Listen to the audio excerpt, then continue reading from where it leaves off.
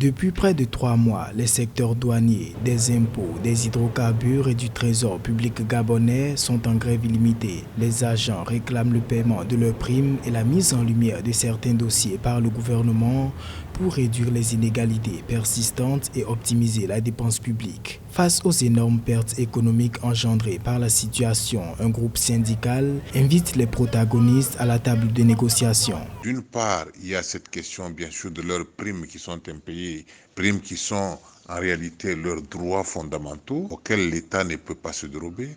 Et d'autre côté, il y a cette question des fonctionnaires fictifs qui occasionnent de la fraude, qui occasionnent de la gabegie financière. Je pense que la gestion rationnelle des finances publiques dans un pays passe aussi par la maîtrise des effectifs de l'État qui bénéficient de la rémunération dans le budget de l'État. Un bras de fer passe en conséquence sur l'économie du pays, étant donné que les 4 régies financières concernées représentent plus de 10 milliards de francs CFA de pertes par jour pour l'État gabonais. Quand il y a grève, il y a nécessairement des manques à gagner qui, si on pouvait les calculer, pèseraient beaucoup plus lourd sur la balance que ce que le travail quotidien lui-même rapporte. Donc il est important que le gouvernement prenne bien conscience de ce fait, qu'il est nécessairement perdant lorsqu'il y a une grève de telle ampleur et surtout dans un secteur aussi stratégique. Pour rappel, en 2014, le gouvernement avait décidé de réformer le système des primes dont bénéficiaient 9000 agents pour créer un modèle de rémunération plus juste dénommé prime d'incitation à la performance.